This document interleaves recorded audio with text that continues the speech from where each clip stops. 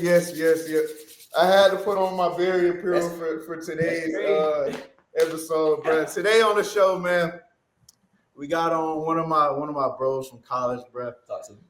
Went in the Barry, I knew a few people, but especially like the older ones, I didn't know like who I could kind of look up to. Right. So who we got on today was really like my OG, my big bro. We got TJ Watkins in the building, man. Yes, sir. Yes, sir. What's happening with y'all boys, man? It's good. I can't call it, but you gotta do the intro real quick. Chill, bro. Hey man, welcome back to the Juh Kickin It Podcast with your favorite host, D-Lo and that will, you know the drill. So like I said, we got family in the building. Yeah, we got 61. family. We got family in the building. Mm-hmm. So TJ, bro, what life been up to? How you been lately, bro? Man, life treating me good. Right now I'm getting my MBA in business, my last semester of that. So just doing a lot of networking, figuring out what life looks like outside of graduate school, my graduate position. So doing that, just making sure I stay up, stay at them, stay creative, just do a lot of things like photography, watching a lot of movies, watching a lot of TV shows, just trying to stay focused on the big prize. Yes, sir. I love it. So you talk about the TV shows and stuff, and I was at this fundraising event the other night with my mom, and I was talking to this the dude who was like the head of the event, and we got to talking about ball, and I was telling him how like a lot of times when people necessarily don't make it to the pros or things like that, they get boxed into just a ball, and it's hard to transfer over to something else that you like whether it's film or whether it's being a businessman or any of the arts, any other career. It's hard to make that switch over. So hearing what you're talking about, bro, I love that you've been able to pivot your life, bro. For real. Oh yeah, for sure. That's big. I know we know that personally. Oh, man, bro. that was one of the biggest things after college. Because it's a lot of people that after ball is over, they wasn't really thinking too much forward. So it's like they kind of stuck in the mud a little bit. But we've been said that a while ago. Big ups, bro. Yeah. So the way we start off before we dive into it for real, we do an MBS check-in. Mm-hmm. So first we're gonna check on your mental. How's your mind going? How's the week been? How's life been? And we're gonna check on your body. I know TJ be lifting, so I ain't, I don't gotta worry about that too much for TJ. It is. How's your spirit? How's your soul doing? And shoot, Matt, we let you start it off today, bro. I'll pop it off you real quick, man. My MBS check-in, bro. It's been a great start to the week. Monday got a good mentally. I'm good. Like it's a lot of opportunities being presented, and I'm just mastering the patience element of opportunities right now. You know what I'm saying? And but right now I'm in a good mental space, but I can't complain at all. I'm just grateful for real. Body wise, bro, I got off to a great start. Yeah. This split we've been on, TJ, I'm gonna put you on. So this split we've been on has been insane. It's insane. Like I don't know if y'all used to this. We used to get it in at Barry, but what we doing outside of school is kind of OD. It's kind of OD. It's OD, but my body's got adjusted to it now, and it's good. Like it's just definitely showing progress. So I feel good. And then my spirit, bro, literally. I know we say every week, but just it's a motto now, bro. It's like it's a motto. It's a motto. The attitude of gratitude. I'm really grateful for what the man above has put me in. You know what I'm saying? Like opportunities wise, and just being able to be in different rooms than I was in previously. So it's just having an attitude of gratitude, and obviously just making sure I'm being intentional with my relationship with him. You know what I'm saying? That's what I'm at, bro. That's maybe a check-in. That's a great one. TJ, you want me to pop it off second? You ready to go? I'm ready. You know what I'm saying? Mental doing good. You know what I'm saying? I just try to make sure. One of my big things that I try to do in life is control the controllable variables, and anything that's uncontrollable, you can't really let that affect how you feel or how you operate. Not too much. You know what I'm saying? So just make sure I can control what I can control, and that's my mindset towards any given day, any given week. So just dealing with that, keeping that in mind, mental is going strong. You know what I'm saying? Especially if, life be lifing. Life has its ups and downs, but you gotta stay steady throughout.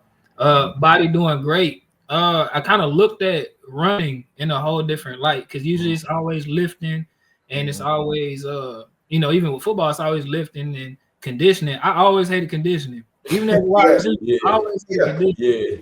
So like, you know, with football conditioning is a whole lot different. It's always sprints and it's always things like that. But when you try to like other forms of conditioning, I've been trying to do is like some long distance running, not no like crazy marathon numbers, but and I seen some kind of video that said like running is basically the conversation you have with your mind. It's like trying to test your discipline at that point. So it made me look at running a whole lot different. You know, it's like your body want to quit, but it's a mental game at that point. So it's like, how far can your mind take you? He just started doing it. Oh, I'm gonna get into it like that. I'm gonna let TJ finish. I'm gonna get into it on MBS. That's great. But yeah, you know what I'm saying? Spirit going well too. You know, every day I always find something that motivates the spirit, you know, especially in the creative lens outside of sports and football, just because I know for the longest football was my life. So even just having that spirit kind of gear up when I see something in the creative lens that allows me to kind of like navigate through different aspects of life that I never got to experience, you know, that kind of keeps that spirit alive, especially when it's a lot of things that you don't know about, but you're always willing to accept or learn about in general. So, you know, that was up. Yeah. I love to hear it, bro. I love to hear it. So, for sure. When you were saying, literally what you was just talking about, right? About the mental side of running and looking at that different. That's crazy. I'm gonna start at the body and okay. We can start. We got to start at MBS. Okay. So you talking about the mental side of running?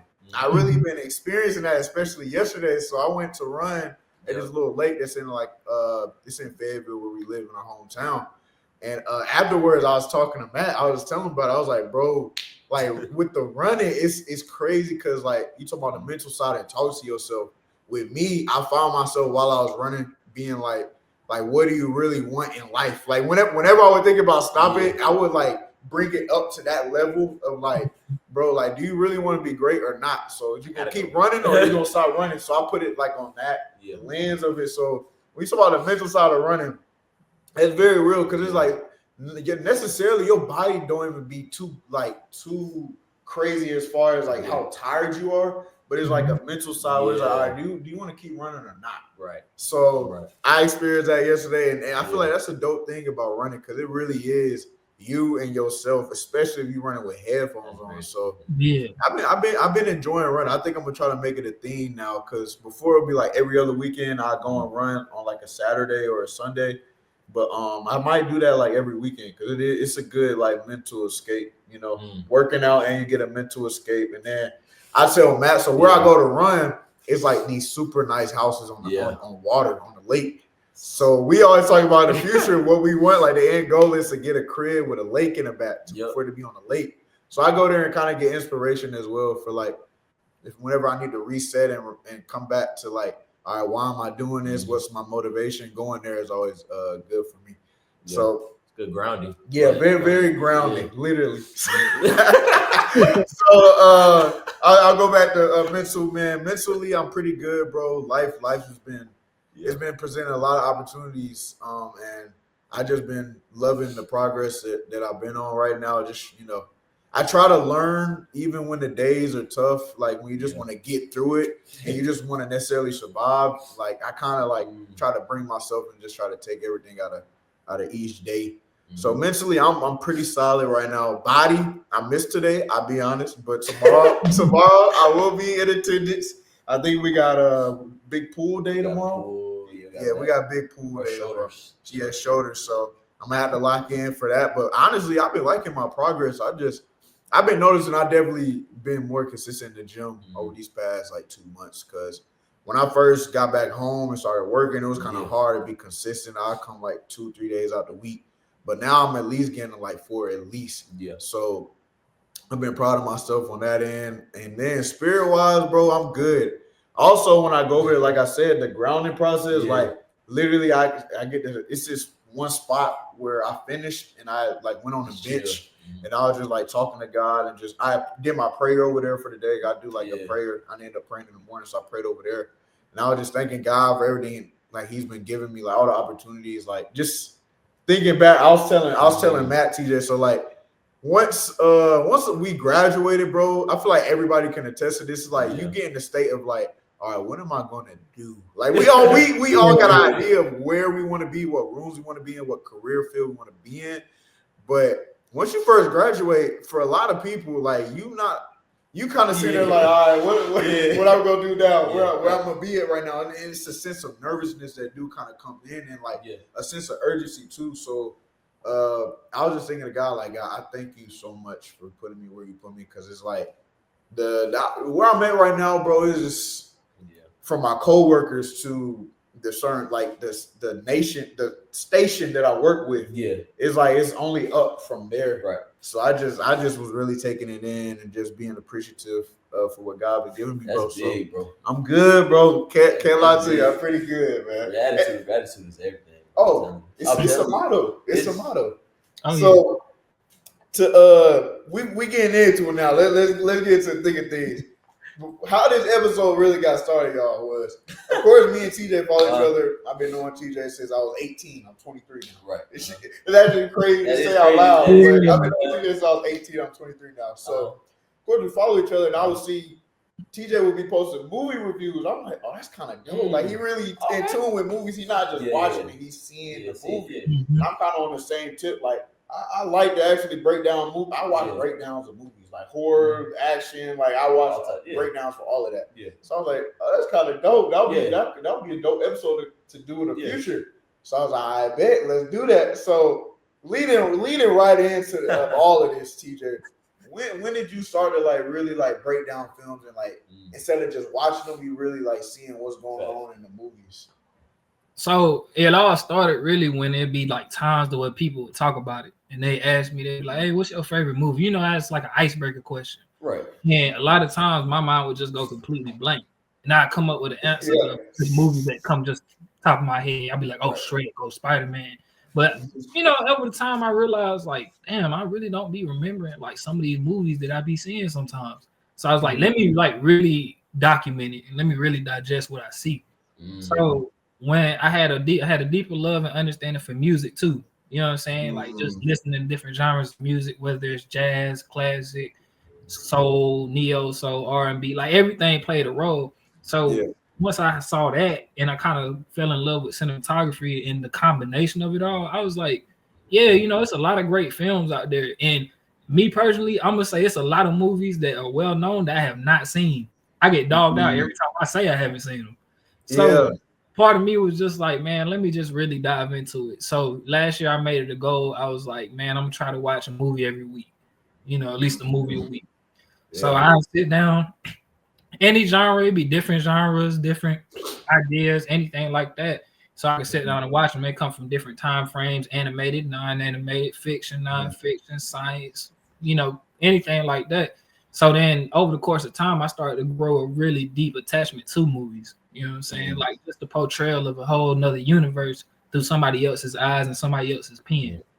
You know, that just felt like a whole beautiful scene to me, especially when you can give yourself that time to sit down for like an hour and a half, 2 hours to just watch a film and truly digest it.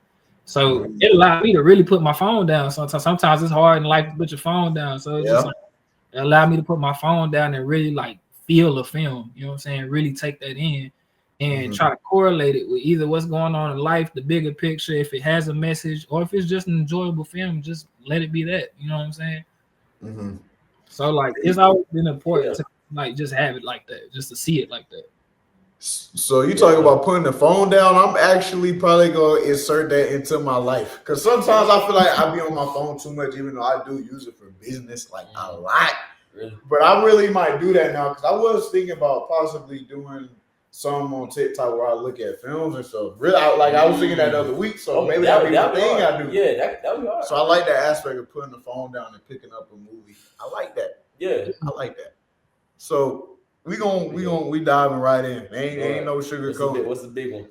It's a big one. Captain America 4, Brave New World just came out. Have you seen it, TJ? I still gotta look at it. Okay. I still gotta go watch it. So I'll tell y'all the basics of it all. I went and saw it on Thursday by myself, solo dolo, right? This is my first solo movie experience, so I was a little nervous going in, especially for a Marvel movie, because I don't got nobody to bounce off of. I'm by myself. I'm really taking this movie in. So right off the bat, when I walked out the movie, I said, solid, good movie, not great, but not nowhere near terrible. I gave it a 7.4. You remember I called y'all, I said I gave it a 7.4. So some of the like noise around the movie been like people saying it's bad, like it's trash, and then you see the people that actually took in the film are like same on the same tip I am. It's like a 7.4. It's a good movie. It's not great, but it's not bad. But it's like I feel like people were expecting a certain thing. Yeah. Where I was watching this TikTok and it was like, we haven't had that much time with Falcon. Like him as a character alone, like we really haven't had that much time besides the show that he had with Bucky, Falcon and Winter Soldier that came out in like 2021, 2022. So I was like, bro, like y'all gotta let this marinate. Yeah. Like this is probably gonna be a movie you gotta see a few times to really take it in and understand the message.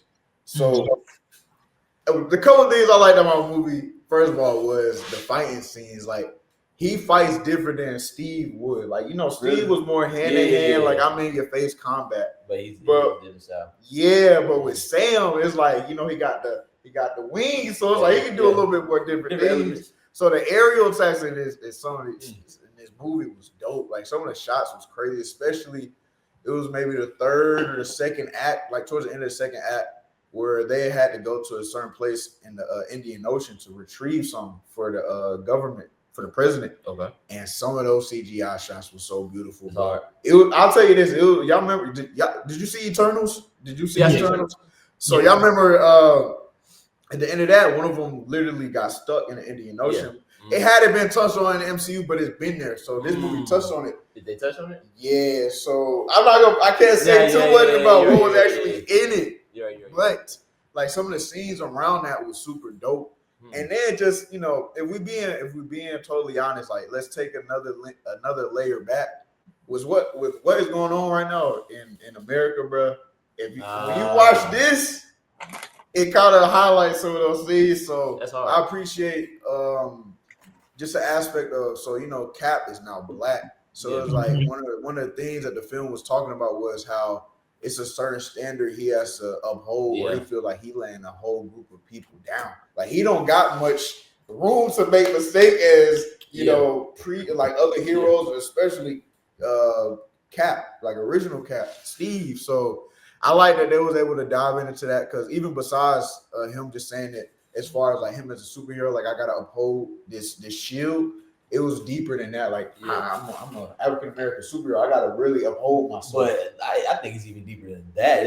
It's like it's those two things, and in my opinion, it's like you're also playing a main Avenger role and getting a Marvel revamp. You know what I'm saying? He talked about that. He was like, that makes sense. That's a lot of weight to carry, bro. He was like the original Cap movie that came out years ago that started off the MCU was like the launch point. And now it ended with Endgame and Infinity War being the last two movies.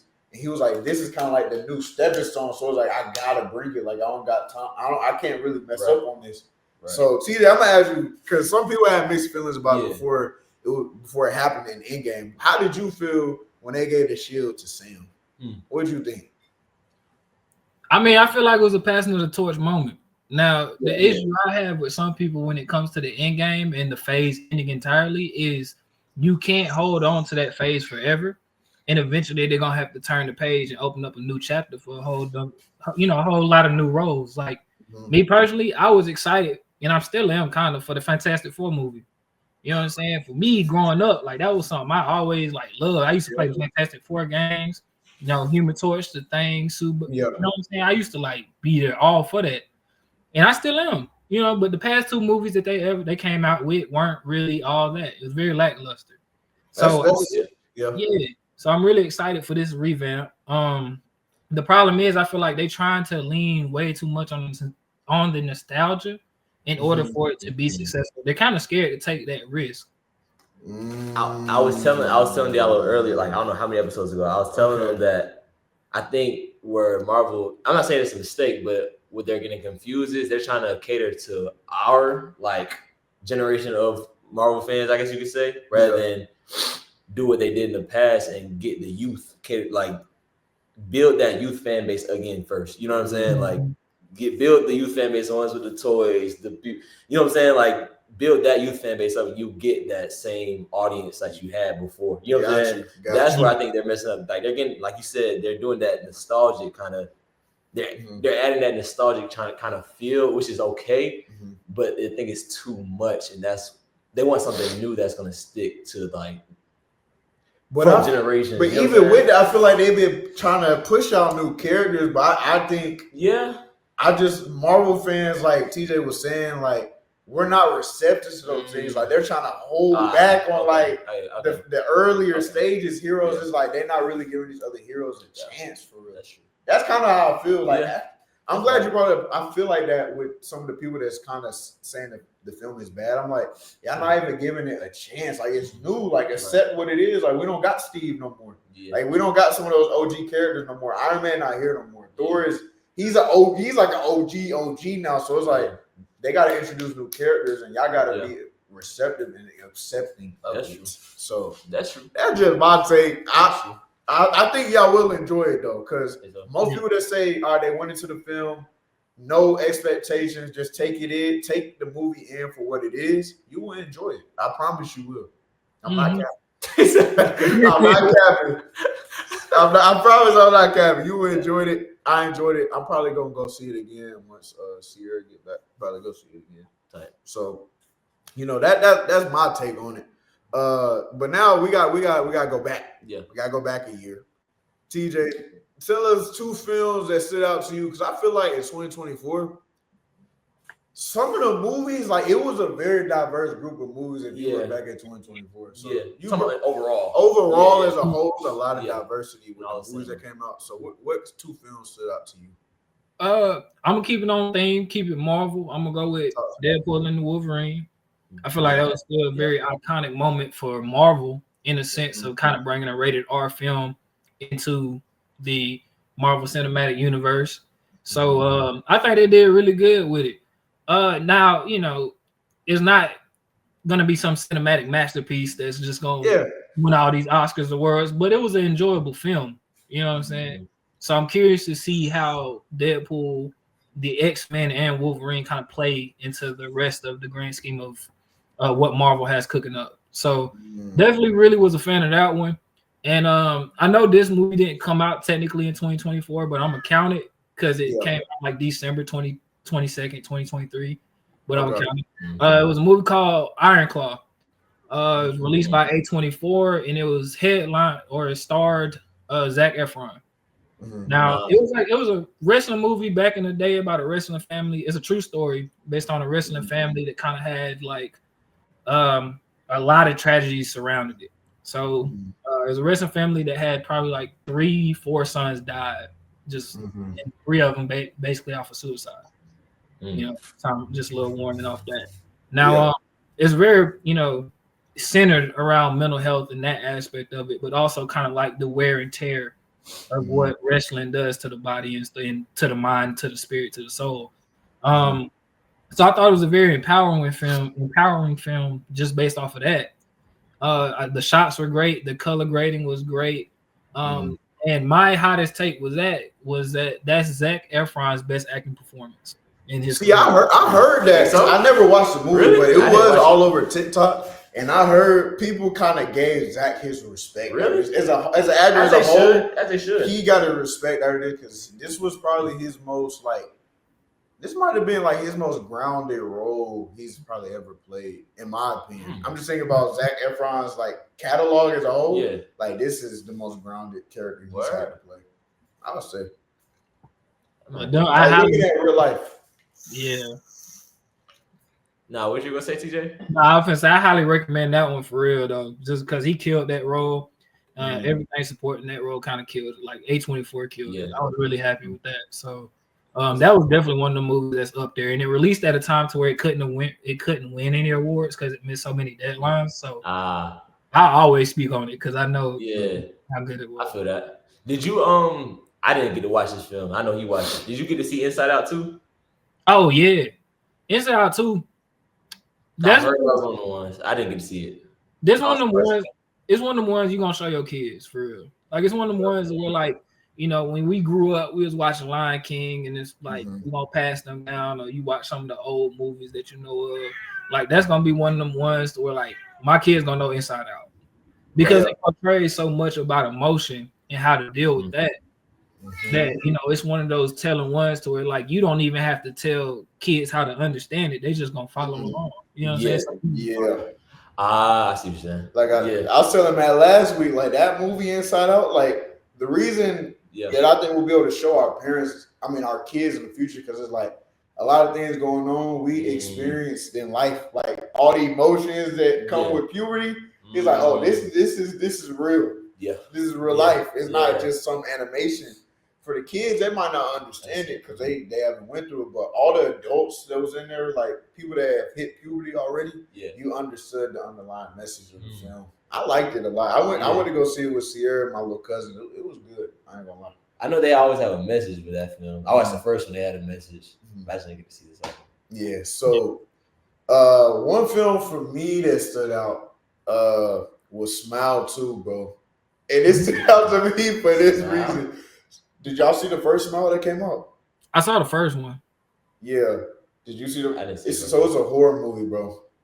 Oh, the second one stood out to me because it's like it picked up from where the first one ended, and we'll just talk about it just because for the sake of it'll make sense for what I'm about to explain. Smile basically is like this infectious disease where if you see somebody off themselves, you then get played with the I don't want to say virus, but with whatever that thing is, and then you got a certain amount of time to either off somebody else or that entity will off you. What? And the way you knew it was in the presence of you, it was smiling, like that devilish smile. Like, it was creepy. It's so creepy, bro. So the way Smile 2 picks up is one of the characters that lived. He's trying to find somebody to off. And he's like going crazy, and then he ends up dying because he didn't make the deadline. But with this film, it was so creepy because in the previous one, it was based in like a small town. It wasn't too many characters attached to this person, just too many people they interacted with. But with this one, they put it in the realm of a pop star. So just think all the people she got to see, shows she got to do. Oh, got it. Kids. So it was just, bro. It was so bad. I'm gonna be honest. I didn't finish the movie.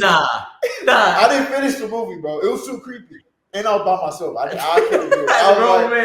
As a grown man, I didn't finish it, bro. I was scared. I was scared for my life. As a grown man, so I probably made it about. The movie kind of long. I made it through like an hour of the film. It was about 45 minutes left. So it was just certain scenes, bro. Like I said, it's a smile. When you know the entity is with you when it starts smiling devilishly.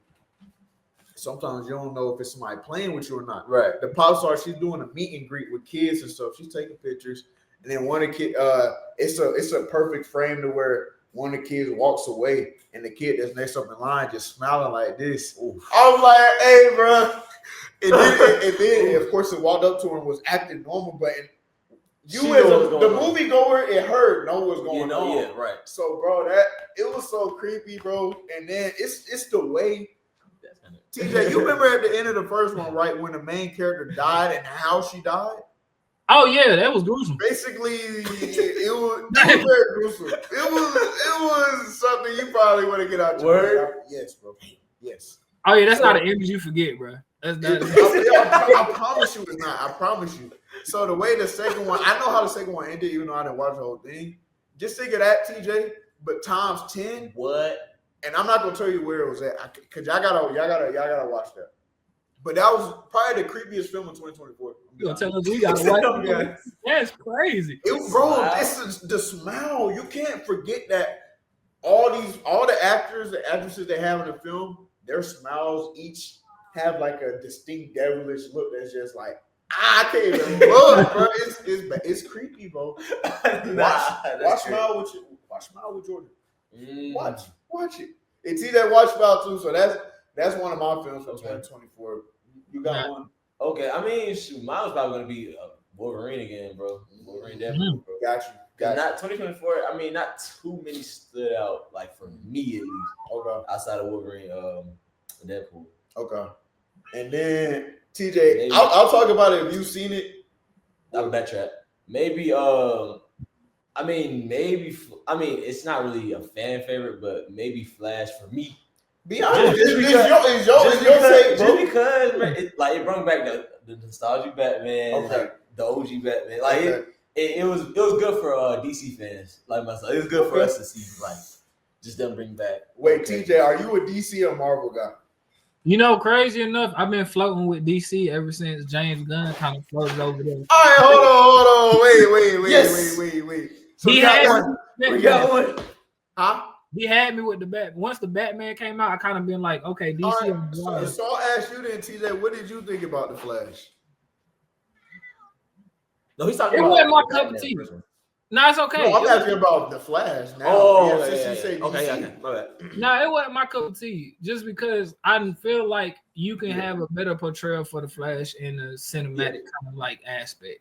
Now, as far as storytelling goes, you know, it was fun, but you know, I kind of want to see him. I feel like they have a lot more potential to do more with him. So I'm curious to see how he fits into the new universe now. Yeah.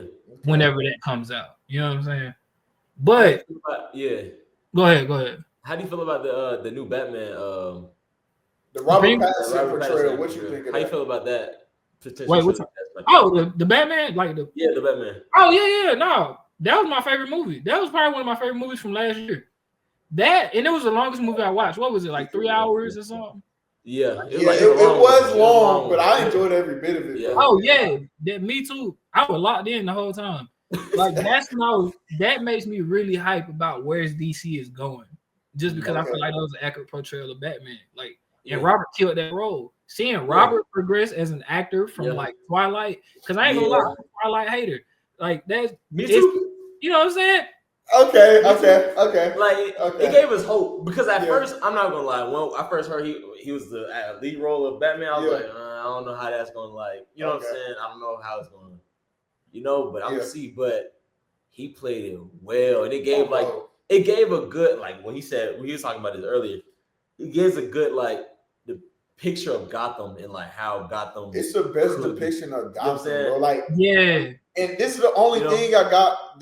I'm gonna throw a crazy take at you, and then I'm gonna explain. Then we're gonna come back. I know we're gonna take. I said this is how I felt genuinely after I watched it.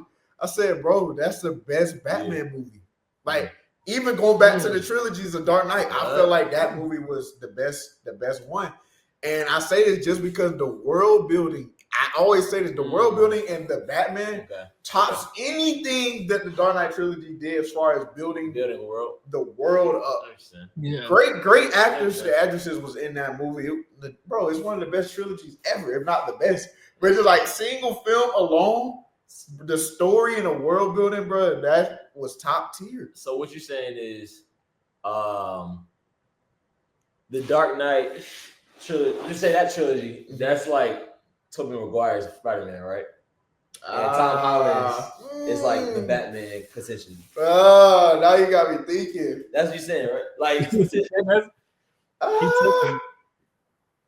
that you might have a point. I love Tom, but the Batman has the potential to be Tom Holland's. For sure. Okay, for sure. What did you think about that take? If you compare the Batman as a movie and compare it to the 3 independent Batman films that came out in the Dark Knight trilogy, how would that stack up for you? As far as level of enjoyment, I put the Batman on top of the Dark Knight trilogy just because for 3 hours, I was just literally sitting and focused. You know what I'm saying? I was looking. It was a chess game. You trying to see who's making moves. You trying to see what's going to happen. Yeah. Right. Now I will say when it comes to the Dark Knight, when it comes to the villains, Bane is probably my favorite portrayal of a villain that I've seen from any other movie. Bane was just a dog. You know what I'm saying? That made Batman look weak. So it was just his portrayal as a villain in the actor kind of sense was just phenomenal to watch. Yeah. And just watching it all unfold through the trilogy is definitely, was still, like you said, one of the best trilogies that ever be created. Now I'm curious to see how the Batman stacks up with that because they got the Riddler, they gotta have to introduce a new Joker, and then they got the Penguin. The Penguin. And the Penguin. The another thing is, did we get introduced to the Penguin in the Dark Knight trilogy? Nah, I don't think so. So I think what's gonna like make the Batman a little bit heavier is like, bro, your villains is like OP. Yeah. But then again, I just thought about it. Bane and the Joker from Dark Knight Trilogy is like the best. That's like those are juggernauts. Those are juggernauts. So then I might have to retract. Yeah, like it's hard to top those. Honestly. Yeah, I might have to retract that statement actually. But the Penguin is so dope, for sure. especially after the show. Mm-hmm. Oh, bro, did you watch the show? Yeah, I kept up with the show every week. Dog, we ain't gonna get into it, but at the end, how hurt was you? Devastated. I don't even want to talk about it, but I just had to make sure my heart was hurt too, because it's like if you look up the word cold-blooded and you want to see a video next to it, just watch that ending scene. Cold-blooded word ending episode of the Penguin. That's cold-blooded. It was bad.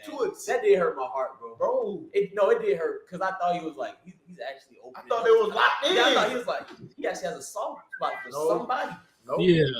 No. That was crazy. I didn't see it coming actually. I could have, but I didn't. I know because we genuinely thought that Oswald was messing with him like that. That was like he's gonna be his protege. That was cold. That's cold. Hey, bro. That one hurt, bro. But switching again, my bad. So we talked about the 2024 films and past films. So in 2025, we got anticipated films. What are y'all's favorites that's coming up? Shit, I'm gonna kick it off, bro. I'm really excited. I don't even really be getting excited for horror films like this, but Sinners, oh boy, work. Oh boy, that look good. Have you seen the trailer for that? Nah, I ain't seen it. So Sinners, right? Is Michael B. Jordan and Ryan Coogler. Ryan Coogler is directing it. It's like they're twins. Michael B. Jordan has a twin, and it's based in like some country town, but it's like a country horror flick with vampires and kind of like monsters like hidden throughout of it, bro. I ain't gonna lie. Yeah, this movie look like it's gonna be good. That would seem dope. Like I'm excited. I don't get excited for horror films, but this, I don't know, maybe because it's Michael B. Jordan, it's Ryan Coogler. I know what they resume speaks for, so I'm definitely tuned in for that. I can't wait. Y'all gotta watch that trailer. Yeah, TJ, which movies you feel like you anticipate the most? Well, it's three that come to mind. I had to look too to make sure I was correct. One of them being Superman. So that's Superman. I tried to, but that was one of mine. Yeah. Superman, and we combining that with Fantastic Four. Like I said, I was really excited for Fantastic Four. Saw the cast list, saw the trailer for that. Think it's gonna be really good. Another one, the Avatar movie. What is it? Earth and Fire. Yeah. That one's coming out 2025. You know what I'm saying? I'm really excited to see about that one. It feel like the last one didn't come out that too long ago, but it was in 2022. So just to see how they cap off this trilogy, to see where it goes from here. Always curious to see about that one. And one more that was just kind of like probably a fan favorite for me is like it's called F1, so it deals with Formula One, racing stuff like that. It got Brad Pitt in it, and the dude from I forgot that one show on FX, but it got Brad Pitt in it, and it's supposedly like the most expensive film ever made to this day. Really? Right now, they said the budget was like $300 million. Whoa, what? That's shit. That movie better do numbers, boy. Better do $1 billion. They gotta do numbers. You know what I'm saying? Like, I'm curious to see what that looked like too. Just out of curiosity. Right. So, all right, Superman coming out. Let's talk about it. Let's really talk about it. Let's talk about the trailer. What do y'all think about the trailer? I love it. I think it gives us a different light than what the Man of Steel gave us. You know what I'm saying? They actually give us the Man of Steel it's kind of like they did the Man of Steel how they did the Dark Knight trilogy, where they didn't really give the world of like a true world of Superman depiction, really, like even from Superdog, like you know what I'm saying, like the entire universe of that. I think it's gonna be dope, bro. Even from the way the suit is created, like the new suit. So you like the suit? Yes, I like it. Some people hate it. I love the suit. It's an accurate comic portrayal of it. You know what I'm saying? Yeah, but if you're not a true DC fan, I don't think you'll like it. Okay. I don't think you'll like it, but it really gives a true depiction of Superman, like the comics Superman, like all that for sure. I love it. I mean, I think it's gonna be dope. TJ, what do you think of the trailer, bro? I like the trailer because it's a good initiative approach. You know what I'm saying? Mm-hmm. Like the problem that a lot of people have when we get introduced to characters we've seen on the big screen before, but kind of aren't accustomed to seeing in a new light, is they always want to compare them to the past. And nostalgia always becomes the worst enemy at that point because everyone wants to be like, at the time frame, they probably be like, "Oh, Man of Steel it was mediocre, it wasn't that good." Now all of a sudden, everybody loves Man of Steel after seeing the trailer or stuff like that. So, it's just keeping in mind, kind of like the same thing y'all said, but way back. It's just having an open perspective when you go in and watch it. Now, I probably know that a deep DC fan probably has a deep love or a deep little nitpick. I can understand that, but if you probably ain't that much into the DC roots, kind of like myself, I'm finna go in there with an open mind and just compare contrast after the fact, but not before. Yeah. Right. Yeah. The biggest thing that I like from the trailer, and it's so noticeable, it's the tone, bro. Like, where I feel like Man of Steel messed up, and they had a great actor, so it kind of sucks that I don't want to say wasted his time, but didn't do the due diligence for him. Is like the tone, like Man of Steel was too dark. Like Superman is not a dark character, so I feel like when they did that, Man of Steel kind of. I think that Zack Snyder's like that's Zack Snyder's like forte. You know what I'm saying? That's his kind of style. So I didn't necessarily. That's why I never enjoyed Man of Steel, and I didn't rock with Superman for a while. But when this trailer came out, I ain't gonna lie, I was like, I kind of rock with Superman. I'm gonna be honest, I usually hate on Superman. But from the trailer, I'm like, okay, I like the tone they're going with. I like the distinct difference from Superman and Clark Kent. Like, it's very noticeable. The characters that they got in gonna be pretty dope. So I'm excited. Do y'all think that if this movie bombs, that DC is finished? Like James Gunn can't bring it back? No. But I'm gonna let TJ answer this. Honestly, I don't see it like necessarily bombing unless like any controversy come up, something like that. I don't see it necessarily bombing. I think DC fans come in excited, and you could come out of it disappointed, but I don't see people just utterly like shunning it from the get go. You know what I'm saying? I think it's gonna do bomb, but if in a magical world it does bomb, I don't think DC's finished, but I think it's walking on eggshells at that point. Because they pushed back the date for the Batman. A lot of people was excited for that. So you're kind of really banking on Superman, especially with the release date coming up with all the other movies that's slated to come out around that time. Like I know Jurassic Park or something like that is supposed to come out with another movie. Fantastic Four probably coming out a month prior. So you're banking on this movie to be good, to hold its weight against all these other juggernauts that's coming out. The summer jam packed. Well, I can't wait for this summer movie. I can't wait. Exactly. So I'm expecting all like those movies in the summer to be successful though. Yeah, that's valid. So another movie, I'm geeked. I'm so geeked for this. Fantastic Four: First Steps. Yep. And the thing is, I want to make sure to say this. I love the original Fantastic Four that came on like the early 2000s with Chris Evans. Probably earlier than that with Chris Evans as Johnny Bro, I love those films growing up. Like, I don't see where the hate came from. Like, I get it, every film ain't perfect, but I love those films back in the day. So it was like, with them bringing it into the MCU now, and then especially after the trailer, bro, I'm so excited. Like, it's just because we haven't really had our first real family in the MCU. Like, of course, the Avengers feel like a family, but that's like handcrafted. This is a real family, especially with what they're saying that Sue Storm, the Invisible Woman, is probably gonna be preggo. She's gonna be pregnant in the movie. And a little backstory, a little tangent. I don't know if y'all know, but Franklin Richards, that's their son that they have in the comics. Right. To be quite frank with y'all, he might be the most powerful person in Marvel. Like that's as simple as it is. Like if you do your research, he might be the most powerful. So it's like what they're kind of saying is story-wise is she's pregnant. And Galactus, right? He's in the film, They're saying that he's coming to end the world and also come get him because he knows if he's born, that he might not be his raps. Yeah. So I'm excited, bro. When you first saw the trailer, what did you think, TJ? Well, I was curious because, like you said, Galactus kind of made an appearance, so we kind of expect him to be in the movie. Yeah.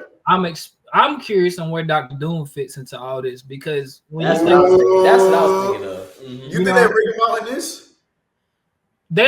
If they don't show him in the trailer, it's still a possibility. I feel like they could probably like camo it right now and then make it a surprise in the movie. But I would find it extremely difficult to have a Fantastic Four movie and not even mention or bring in Dr. Doom. Dr. Doom, what you think of? What you think of the casting for Dr. Doom?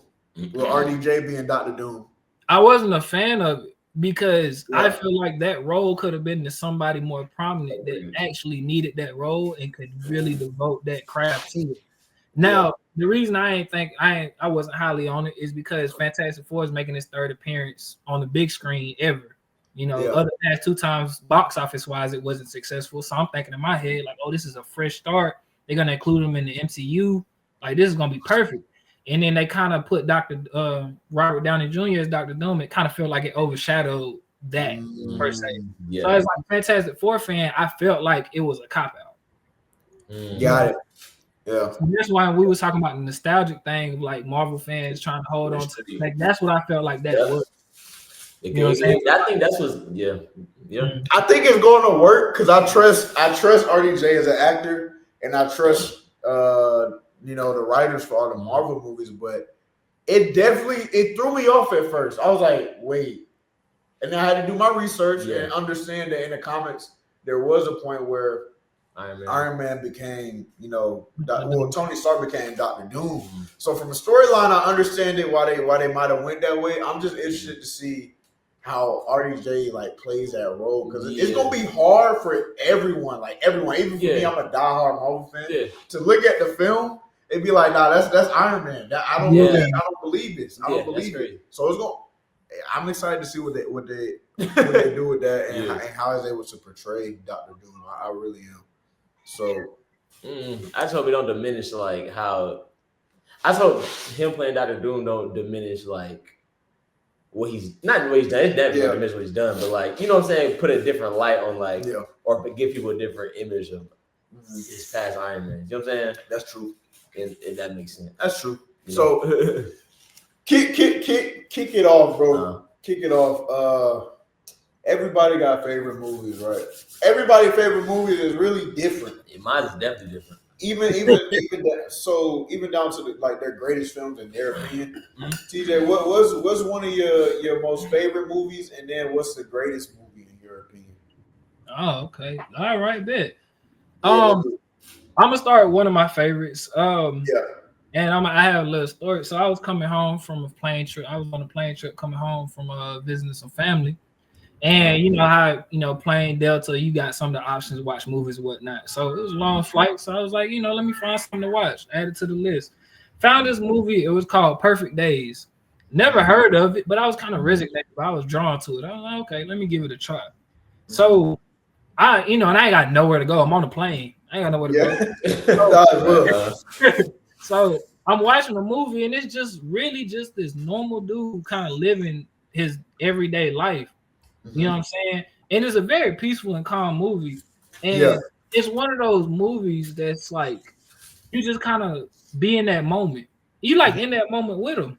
You know what I'm saying? The reason why I say it's my favorite movie is because, of course, the cinematography and the score was great. It had some good songs in there, stuff like that. But what stood out to me was the rawness of the conversation and the emotions that's portrayed. It's a dude, he's a janitor, he's just working. That's all he does. He's just a janitor. Day in, day out, all he does is work. But he has this peaceful kind of mentality when it comes to it. Like he's content with life. Like he's happy with what he has. He has a film camera. He has cassette tapes, and that's what he got. He happy with what he got. And I found that very peaceful and soothing to just view, what I'm saying? Especially when as a youngin going through life, y'all get chaotic so many times that you forget where your peace is at. And even if it's little things, you forget where your peace is at. So just kind of watching that and getting a reminder of like, it's okay just to sit down at the park and chill out. You know what I'm saying? It's just okay to like listen to some tunes, or just like lay back and feel the sun. Like it's okay to do little things like that as long as you feel that in that moment. You don't got to just, you know what I'm saying? Right. That's how I be feeling when I go to Lake Peachtree City. Yeah. Like I just go there, bro. Be Like in the moment. I be in the moment. I turn on my music. Sometimes I turn off my music to really be in the moment. It be the little things like that bring you back down to life. Like it's grounding. Like we're just going nature. Just literally enjoy life. Like turn off the phone. Get away from I might need to watch that. That's something I need to watch. Oh, it's a great movie, man. I highly recommend it. And like I was on a plane, so it was easy for me not to pick up my phone and not to be distracted by anything else because I knew I had to get to a destination. So like I was fully, in tune with how he was feeling and what he was feeling about it. And then it was always external plots that came in that affected probably his mood. You know what I'm saying? How he felt. But the good thing about what he was going through is he felt it, he went through it, but it never deteriorated his mood. It never kind of swung him through a spiral. You know what I'm saying? He stayed grounded based off the things that helped him helped him get to that level. So that was one of my favorites for sure. Greatest movie of all time. Let's hear it. I'm gonna say it just because I finally watched it this year. I'm gonna go with Interstellar. I told you. Okay. That's the greatest movie created. Okay. You gotta watch it, D. I watched it. I watched it in high school. You gotta watch it. You gotta watch it. You gotta watch it again, bro. You gotta watch it as an adult. Yeah. It's the greatest movie created, bro. Okay. I'm so why y'all feel so strong? I liked it, but why y'all God. feel so strongly? I'll tell my part, but you say first. Yeah, man. It's the reason I felt so strongly about it. One, it had so many different plot twists and bridges throughout the story that everything meant something. Everything had a meaning. You know what I'm saying? And it got to the point to where like you would think back probably 3 hours into the movie back to something that happened 15 minutes in. He like, yo, that's crazy. You know what I'm saying? So for me, having that full circle moment, having that message that it portrayed, especially playing with time dimensions and everything of that sort, like it was just a powerful movie. It's probably the second movie that ever made me cry. You know what I'm saying? Bro, that's the one movie that actually made me tear up. That's the only one that ever tear up. It made you think. It made you look at love in a whole the ending hurt. The ending hurt. Yeah. It's really like you got to put it like this, bro. It's like as a man, you have a family, a wife, all these different things, right? And it's like the greatest test of your love for the things around you, the people around you, all of that. Is it greater than time itself?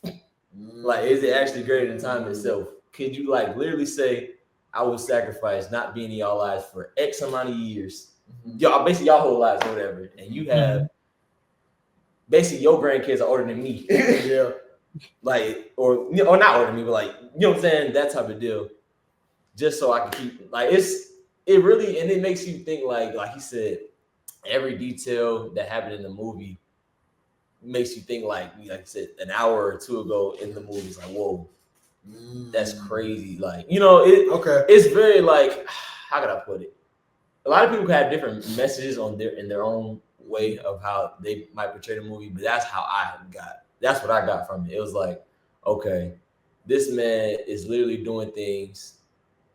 When he was up in, I guess when he was in, what was it, planet or galaxy, whatever, or whatever, he was basically doing things for his daughters and his son, and watching them grow up, and knowing that every hour that passed in that time capsule, like 7 years, like 7 years over there. Like, you gotta know how much gut that, bro. That's like, it's a lot of time. That's a lot of things missed. And he was sending, and the fact that he was like sending signals to them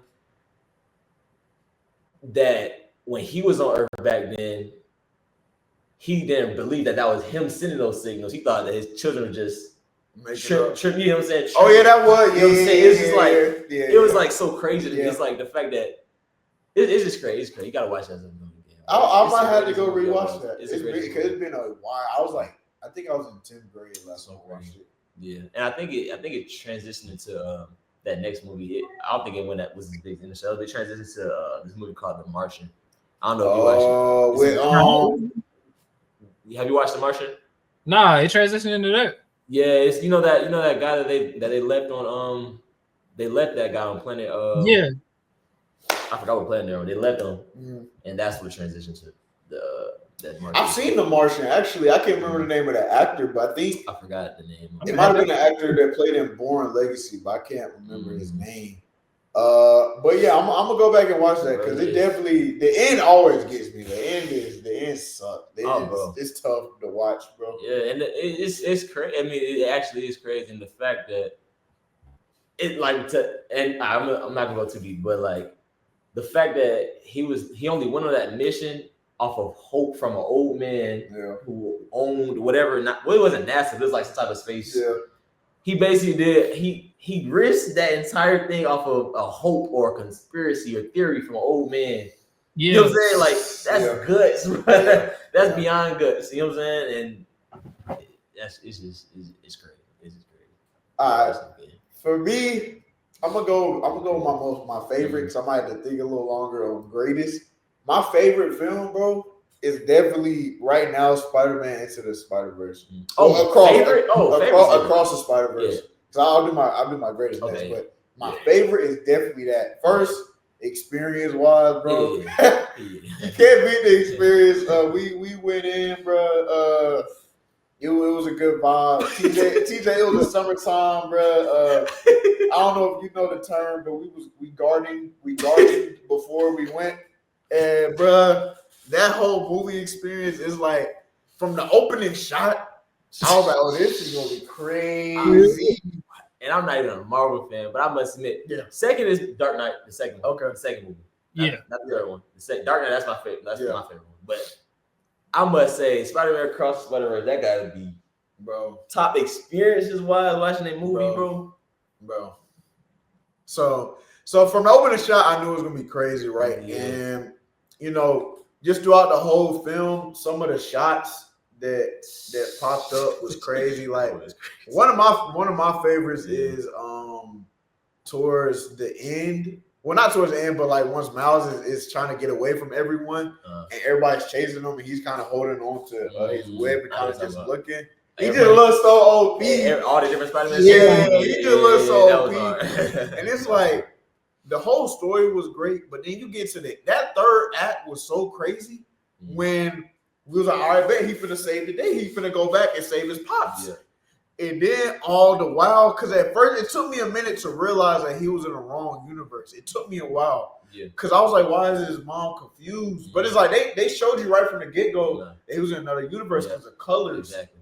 And then once they did the flip and he realized he was in the wrong universe, I was like, oh shit. Yeah. Oh shit. Yeah. This is crazy. Yeah. And then once of course his other version comes back. Yeah. As the Prowler. That was crazy. That part was crazy. He takes off his badge. He's like, I'm Miles Morales. But you call me the Prowler? I said, oh. Yeah, not sure. TJ, what was your reaction in that moment? Man, when I tell you, like, it's just kind of like curiosity on where it goes then, because it ended like that. I knew it was a part. I knew the second part was supposed to come out months later, but in my mind, I'm like, how do you end this? Because you got to pick it up right here. Yeah. You know what I'm saying? So I'm like, you know, in my mind, I'm definitely curious to see how it goes. But once the reveal happened, you could tell a little bit before that was like it was teasing up to it, but I was just like just as shocked as anybody else. Bro, that movie is definitely my favorite, bro. I'm not even mad that it keep getting pushed back because I'm like, take your time. Like, take your time because I do not want the third one to be messed up, bro. Fair enough. I'm just mad they told us a date that wasn't the date, I guess. Yeah, because we had a date years ago. Like, I'm pretty sure it was supposed to come out in 2024. Yes. The third part was supposed to come out in 2024. Mm-hmm. Yeah, bro. So, because it was supposed to be a year apart because part 2 came out in 2023, right? Yep. And then part 2 was supposed to come out in 2024. And they had a date for it. Yeah, they had a whole date for it. And then they keep getting pushed back. But I'm honestly not that mad because I want them to take their time with this, bro. Because that third one, if the third one does what the second and the first one did times at least 5, Oh, bro, it's probably the best trilogy ever in my opinion. Yeah, you're gonna have to put it up there. Yeah, you gotta put it up there. Because you look at the first one, a lot of people like the first one better. The first one was good, but the second one was cool. That second one was great. That second one was insane. I must admit, I gotta admit. So I gotta. So Matt, of course, loved DC. Yeah. How would y'all feel if they kind of took the concept of the animated style for Miles Morales Spider-Man and put it into the DC and did the same thing? I think that'll save us. with Batman Beyond, with the Batman Beyond character. That'll save us. That would be hard. It could, or potentially could save us. Like, I'm here for it. It's something that they should do. Like even recently, DC Comics came out with like a new animated show that was was pretty good in itself. I watched all of that. So if they can keep going in the animated version, especially when Marvel is also doing so with Spider-Man, which is kind of shaky to me that the animated Spider-Man kind of shaky on, but they still done it in the past and they had success with the animated kind of TV show aspect of everything. If they want to take it to the big screen with the Batman, I'm here for it. Yeah. Because it's like you look at how they was able to you already have Spider-Man that it has so many animated shows. But Sony's we're gonna do a different take. We're gonna use Miles Morales and we're gonna change the art style. You basically kind of would do the same thing with DC. You're not taking Bruce. You're taking what's his name? I forgot it. He's black. That's all I know. I forgot his name. Black. That's all. You would take him, and then you put him in the same type of world that Spider-Man, what's his name was Miles Morales. If you do that with DC with Batman Beyond, I feel like that could do numbers. I really do. Because it'd be a different take. Yeah, it'll be a different take. So that's my favorite movie of all time. Greatest movie of all time. I'm saying if y'all haven't noticed, I'm a big Marvel guy. I'm sorry. But greatest film? Spider-Man No Way Home, bro. I know it's Spider-Man No Way Home. And I'm probably biased, but it's the blend of the storytelling was good on his own because you got Spider-Man who's put in this position to where he can either be selfish and be like, nah, I don't want my people to forgive me. I don't want to be in this life by myself. Or you can save your friend's life, but they're not gonna remember you. That as a whole is powerful. Yeah. And then you get to how they was able to properly integrate Toby and Andrew without it really making the story feel weird. Like it made sense because like when they put the two in, Tom was down bad. Like he was like, I don't know what to do. Like I really might crash out. So they kind of came on some big bro stuff.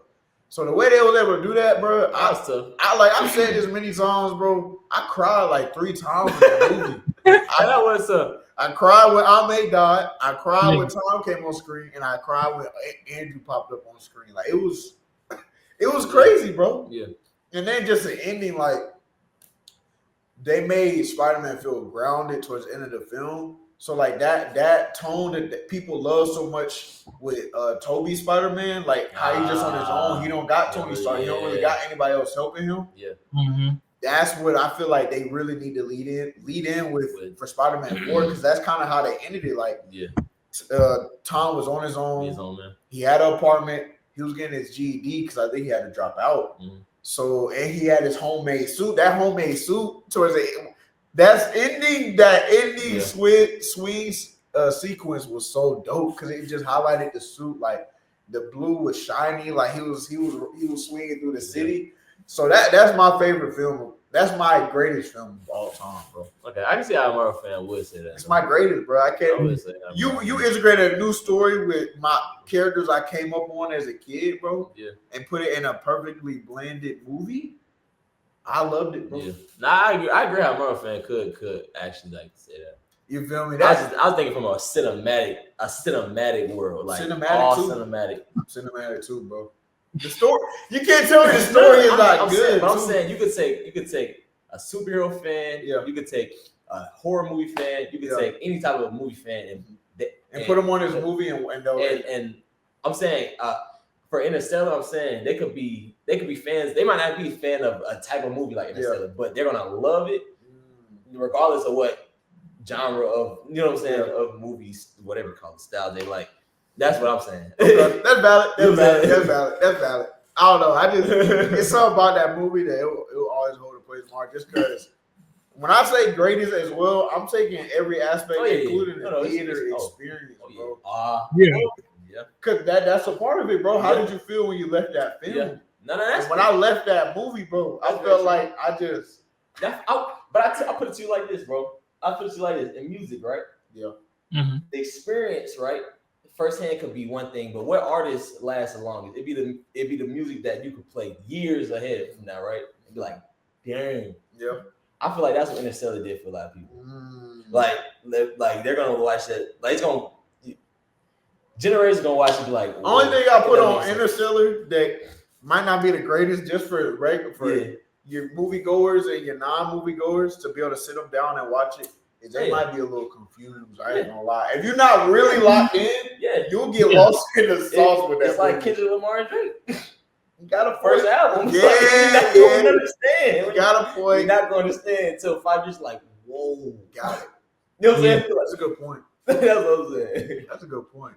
Really? I want to talk about this film before we get up out of here, because I feel like I think we've all probably seen this. Not the same like time.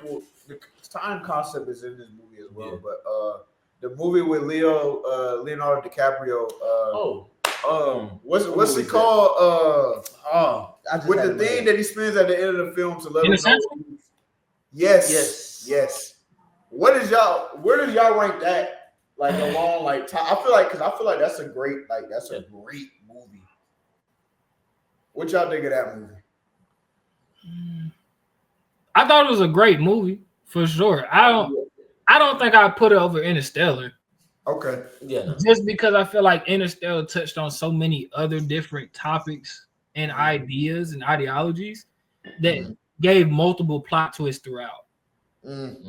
Because it was like so many different twists and turns throughout the main storyline that you almost forget what the main goal of everything is, because it changes so much with the mission. Everything that's going on in space and everything that's going on in Earth, like all aspects change.